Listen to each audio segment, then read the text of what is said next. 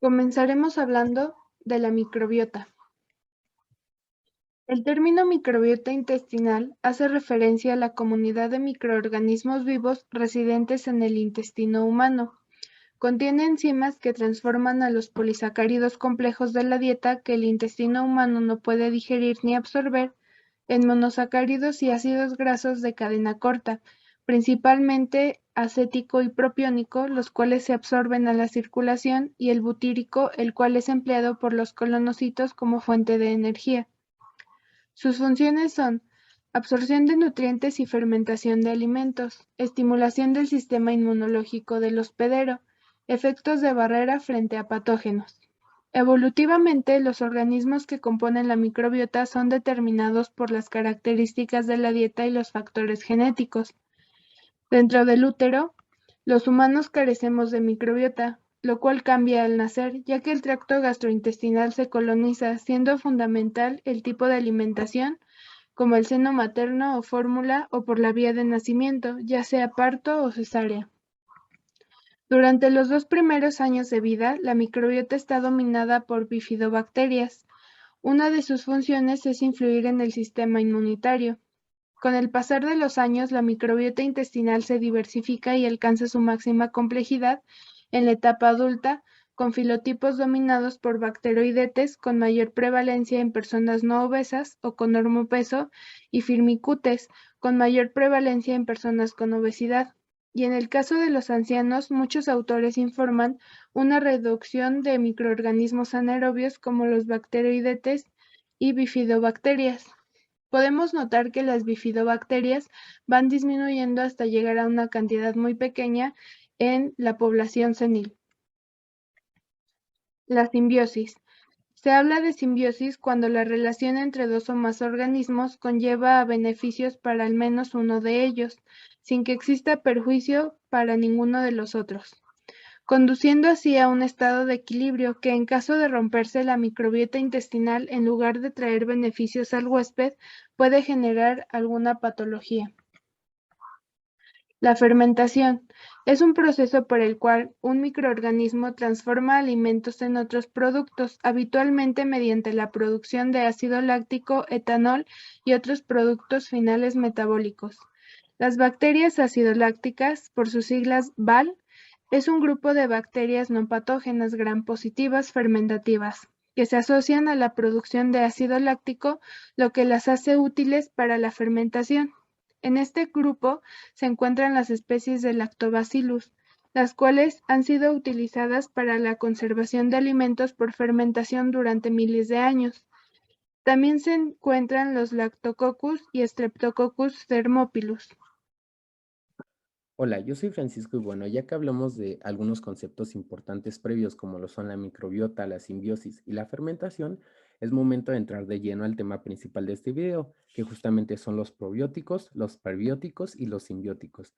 En este caso empezaremos abordando a los probióticos y bueno, de ellos algunos datos importantes con respecto a su historia son los siguientes. El primero que tenemos es en 1965 y cabe destacar que aquí fue cuando el término fue introducido por primera vez a cargo de Lilly y Stilwell, y para ese entonces ellos definieron a los probióticos como factores de origen microbiano que estimulaban la proliferación de otros organismos.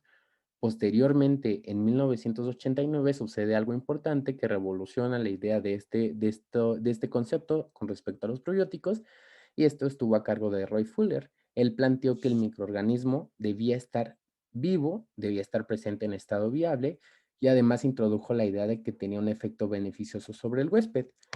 Es así como ahora tenemos una definición más acertada acerca de los probióticos y podemos decir que son microorganismos vivos que confieren un beneficio a la salud del huésped cuando se les administra en cantidades adecuadas.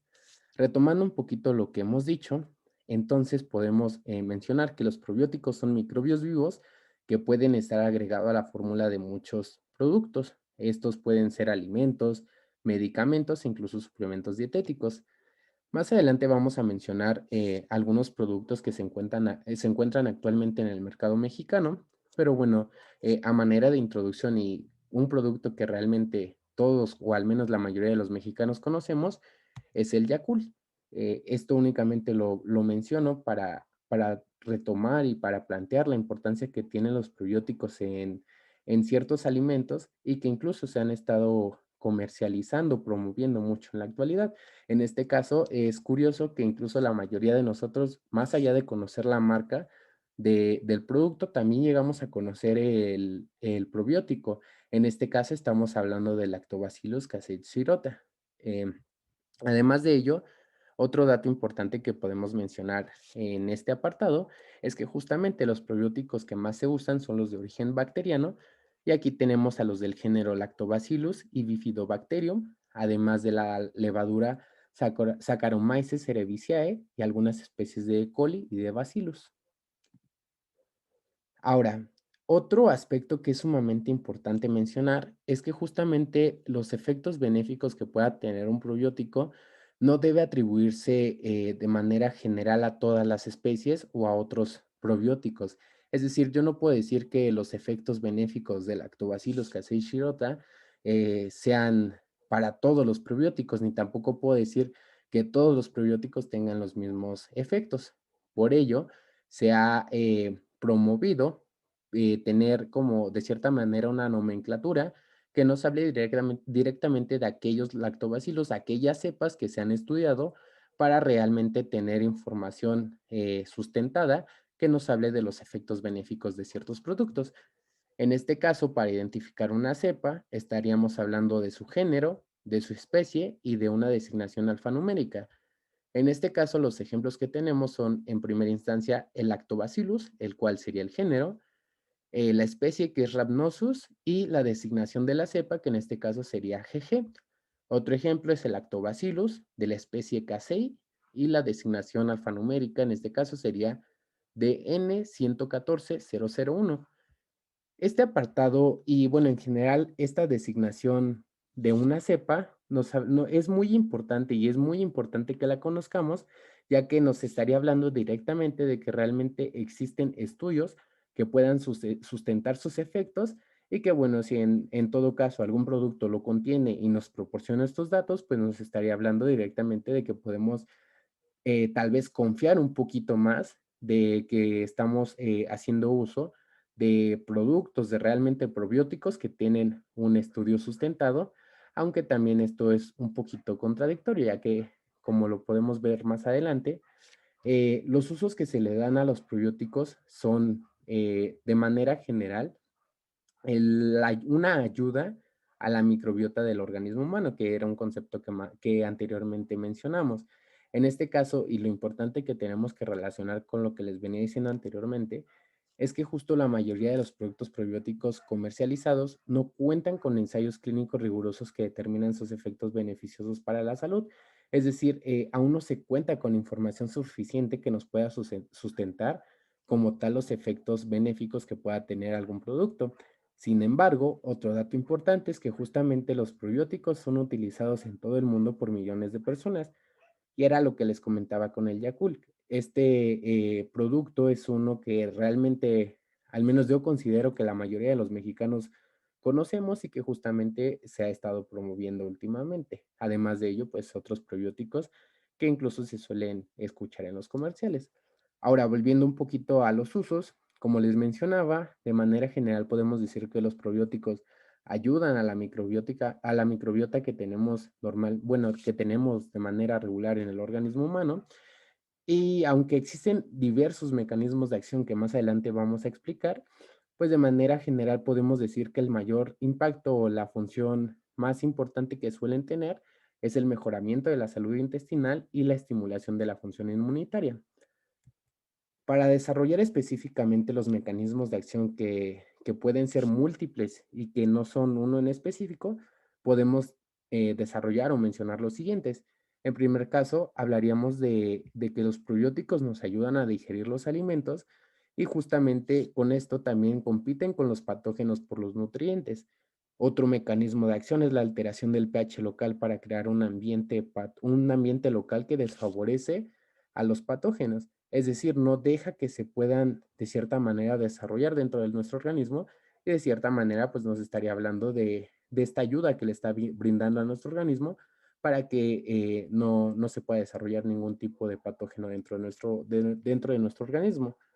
Otro aspecto importante son la producción de bacteriocinas para inhibir a los patógenos, el incremento de la función de la barrera intestinal, la competencia por la adherencia con los patógenos, la modificación de las toxinas derivadas de los patógenos, la estimulación de la producción epitelial de mucina, entre otras más, que si lo retomamos y lo tratáramos de entender, pues prácticamente es esto que les mencionaba en un inicio. Como tal, los probióticos lo que van a hacer es ayudar a nuestra microbiota a combatir a estos patógenos que de cierta manera puedan entrar a nuestro organismo. Ahora, específicamente, y si habláramos de algunos mecanismos de acción inmunológicos, podrían ser los siguientes. En primera instancia, tendríamos la activación de los macrófagos locales, que bueno, esta activación va a favorecer o va a ocasionar que aumente la presentación de antígenos a los linfocitos B y eventualmente como una respuesta del sistema inmunitario va a aumentar la producción de inmunoglobulina A, que como sabemos, o bueno, como logramos entender, estas inmunoglobulinas pues son los famosos anticuerpos que normalmente todos conocemos, son aquellos que nos ayudan a combatir infecciones. Y bueno, de manera general, esto nos estaría hablando de cómo estos probióticos nos están ayudando a la respuesta inmunitaria.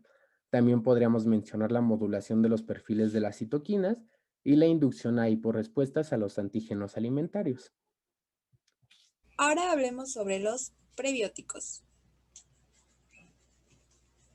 En 1980 se postuló que algunos componentes de la dieta podrían promover el crecimiento de ciertas cepas bacterianas presentes en el intestino, que están estrechamente asociadas con beneficios para la salud del huésped.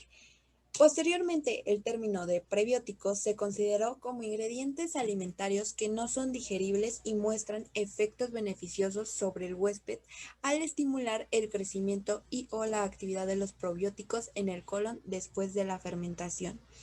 Bajo esta definición, hay muchos tipos diferentes de ingredientes alimentarios considerados como prebióticos.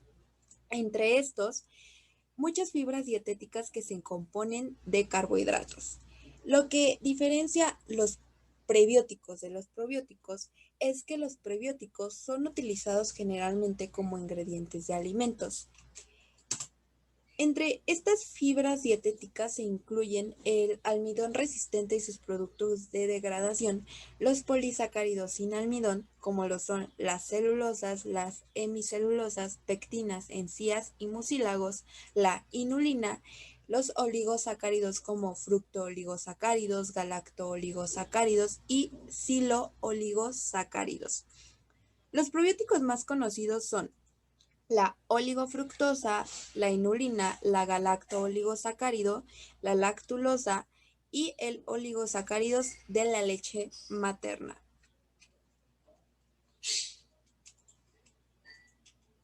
Ahora, su mecanismo de acción. Los prebióticos afectan a las bacterias intestinales aumentando el número de bacterias anaerobias beneficiosas y disminuyendo la población de microorganismos potencialmente patógenos. Entre sus efectos metabólicos se encuentra la producción de ácidos grasos de cadena corta. Estos presentaron muchísimas funciones fisiológicas importantes, incluyendo el mantenimiento del pH luminal, inhibiendo el crecimiento de patógenos, influyendo en la motilidad intestinal y reduciendo el cáncer de colon, estimulando la apoptosis de las células cancerosas. Además, actúan como moléculas de señalización, reduciendo la producción de citoquinas proinflamatorias y aumentando la población de células T reguladoras. Además, ayudan en el metabolismo de las grasas, la absorción de iones como es el calcio, el hierro y el magnesio, y aumentan la inmunidad del huésped produciendo anticuerpos y en la modulación de citoquinas como anteriormente ya lo mencioné. Ahora, los simbióticos. Estos se refieren a una combinación de ingredientes alimenticios o suplementos dietéticos de prebióticos y probióticos. Sus funciones pueden ser complementarias o sinérgicas.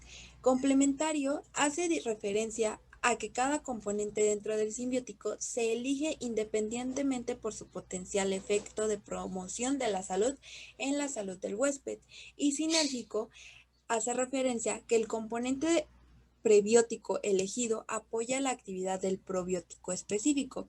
Sin embargo, se necesitan más estudios para evaluar la composición óptima y la eficacia de los simbióticos. Dicha combinación más óptima se le conoce como optibióticos y bueno, encontrar un simbiótico de manera natural es muy difícil, pero el claro ejemplo es la leche materna, en la que se encuentra tanto prebióticos como probióticos. Por esto la importancia de que los recién nacidos consuman la leche materna durante los primeros 6 meses. Una vez que ya hablamos de los probióticos, los prebióticos y los simbióticos, es importante mencionar las aplicaciones clínicas que les podemos dar, ya que nosotros como profesionales de la salud es un aspecto con el cual estamos directamente relacionados. En este caso me encargué de escoger algunas patologías que están directamente relacionadas con el uso de estos mismos. Y bueno, en primera instancia tenemos a la diarrea, ya que como tal los probióticos los podemos utilizar en la prevención y el tratamiento de la diarrea infecciosa aguda. En este caso, lo que van a hacer es acortar la duración de la diarrea infecciosa y reducir la frecuencia de las deposiciones. Aquí agregué algunos ejemplos de las cepas que se han estudiado con respecto a esta función y era justamente lo que les mencionaba en un inicio. Nosotros no podemos atribuirle el efecto benéfico a todo un grupo o a toda una especie o a todos los probióticos. Para que podamos atribuir estos efectos benéficos, tiene que ser directamente a la cepa estudiada, ya que justamente esto es lo que nos habla de las investigaciones previas y de los sustentos que nosotros podemos tener y la seguridad que podemos tener de que realmente tienen el efecto benéfico y que nos van a ayudar directamente en lo que nosotros queremos tratar. En este caso, para la diarrea se han estudiado diversas cepas, como lo son el Lactobacillus casei cepa GG, el Saccharomyces boulardii, las bacterias productoras de ácido láctico y el Enterococcus SF68. Para cada uno de ellos se cuenta con estudios que avalan como tal la investigación. Otra patología que también podemos mencionar es la encefalopatía hepática. Y bueno, aquí prácticamente lo que vamos a usar son prebióticos como la lactulosa y en este caso se utilizan para la prevención y el tratamiento de las complicaciones por cirrosis. Los datos y los estudios nos han indicado que se han logrado revertir las encefalopatías hepáticas mínimas en 50% de los pacientes tratados con una preparación simbiótica. Por último, otro ejemplo que tenemos es el tratamiento de la candidiasis vulvovaginal en mujeres no gestantes. Hago esta aclaración del grupo que justamente es en mujeres no gestantes, ya que es ahí donde se tiene la mayor certeza y el mayor sustento bibliográfico que pueda avalar como tal el beneficio. En este caso nos habla del uso de probióticos para incrementar la tasa de la curación clínica y micológica a corto plazo. Otras aplicaciones clínicas que podemos mencionar son, por ejemplo, la prevención de las infecciones de las vías respiratorias superiores agudas y la prevención de infecciones urinarias en adultos y niños. Esto lo puse como otros y no lo quise desarrollar tanto, ya que además de ellos existen miles y cientos de patologías más que pueden estar directamente relacionadas con el uso de estos probióticos. La diferencia está en que para muchos de ellos no se cuenta realmente con investigaciones que sean suficientes, que tengan la información suficiente y por ende no podemos hablar de efectos 100% claros y 100% sustentados. Ahora bien, una pregunta que también es importante que nos hagamos. ¿Existen riesgos del consumo de probióticos, prebióticos o simbióticos?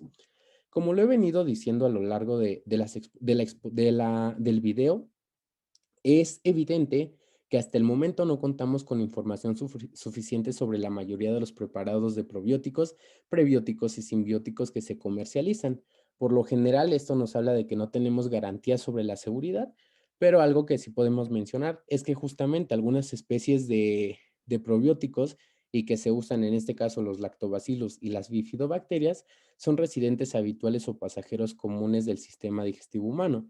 Esto prácticamente nos está hablando de la dirección directa que tienen estos lactobacilos, estas bacterias con nuestro organismo y que bueno, al tener tanta relación y al ser directamente habitantes de nuestro sistema, pues nos habla de que no hay una toxicidad que se vea, que tenga un impacto mayor en nuestro cuerpo. En este caso, otro ejemplo, y como lo mencionaba, son los lactobacilos, que estos tienen gran presencia en los alimentos fermentados y que, bueno, de manera general podemos decir que no se generan potencialmente patogénicos, es decir, su potencial es muy, muy bajo. Sin embargo, algo que sí me gustaría mencionar es que, bueno, hasta el momento he dicho de manera general que si bien no se tiene información suficiente sobre todos estos productos que contienen probióticos, prebióticos y simbióticos, sí existen algunos autores que han planteado algunas hipótesis en las cuales pueden mencionar ciertos riesgos, ciertas consecuencias que podrían tener directamente el consumo excesivo o un mal consumo de estos probióticos. En este caso, los efectos que llegan a mencionar son tres, que serían los efectos adversos gastrointestinales, las infecciones sistemáticas y las actividades metabólicas perjudiciales. Por último, y algo que sí me gustaría mencionar, es que ya sea en la administración de probióticos, prebióticos o simbióticos, en la administración de algún otro fármaco, en general, en cualquier tipo de administración que nosotros lleguemos a dar al paciente o tratamiento, es importante que siempre tengamos una vigilancia en general a todos nuestros pacientes. Sin embargo, en este caso, la recomendación es tener una mayor vigilancia en pacientes que sean vulnerables. Con esto me refiero a pacientes inmunodeprimidos, a personas gravemente enfermas, ya sean niños o adultos, a recién nacidos prematuros o adultos mayores, a pacientes con comorbilidades graves, etcétera. Esto debido a que justamente la vulnerabilidad que tienen nuestros pacientes los hacen susceptibles a que se desarrollen diversas complicaciones infecciosas que sí se han podido reportar con respecto al uso de estos probióticos. En este caso estaríamos hablando de una bacteriemia o de una fungemia. Algunas marcas que contienen probióticos o prebióticos en sus productos son Danone. Es un productor de varias marcas de productos lácteos fermentados que contienen lactobacillus, como por ejemplo el yogur bebible Activia. Procter & Gamble, su producto es Salink, el cual es un suplemento probiótico que contiene Bifidobacterium infantis. Yakult produce bebidas probióticas con Lactobacillus casei shirota. Biogaya, complemento alimenticio probiótico que contiene la bacteria ácido láctico Limoxilactobacillus reuteri, que ayuda a la microbiota a mantener el equilibrio natural en el intestino. Bioca Plus, productor y vendedor de una mezcla probiótica que incluye Lactobacillus acidophilus y Lactobacillus casei. Y National Starch, el almidón residente basado en maíz de la marca High Maize, tiene múltiples beneficios, siendo uno de ellos que actúa como prebiótico a nivel digestivo. Finalmente, hablemos de COVID-19. Podríamos considerar específicamente a los probióticos como un posible aliado contra COVID-19. Primero, hagamos una pequeña introducción sobre el tema. Como sabemos, las estrategias de tratamiento para COVID-19 han sido múltiples, pero todas se enfocan principalmente en la inmunomodulación. Esto quiere decir que incluye los procesos naturales y terapéuticos que están dirigidos a modificar la respuesta inmune. En los procesos terapéuticos tenemos infinidad de fármacos antivirales, la vacuna, la ventilación artificial, entre otras. Y en los procesos naturales podríamos considerar a los probióticos como uno de ellos. Ahora, se ha divulgado que en el aparato gastrointestinal, el péptido glicano y el lipolisacárido que se encuentran en la pared celular de las bacterias gram positivas y gram negativas, que desempeñan un papel funcionalmente significativo en la mejora, la conservación y las funciones biológicas del sistema inmune. Existe una amplia investigación sobre los papeles biológicos de la microbiota intestinal en la influencia de los trastornos pulmonares que incluyen, entre muchos, el asma, el EPOC, bronquitis crónica, enfisema pulmonar, cáncer de pulmón, neumonía, COVID-19, entre muchas otras. Y se ha reconocido que las infecciones virales en las vías respiratorias causan una alteración en la microbiota intestinal. A esto se le conoce como disbiosis. Ya no estamos hablando de una simbiosis en la que el huésped se ve beneficiado. Ahora, los probióticos mejoran la patogenicidad modulando las proteínas quimioatrayentes de monocitos 1, que es un mediador ligado al virus SARS-CoV-2 y a la subsiguiente mejora de la inflamación, que pueden actuar como moduladores de la disbiosis causada por una infección viral, que parece tener efectos prometedores en COVID-19, especialmente en la atenuación de los síntomas del tracto gastrointestinal. También, como ha sido conocido, la tormenta de citoquinas.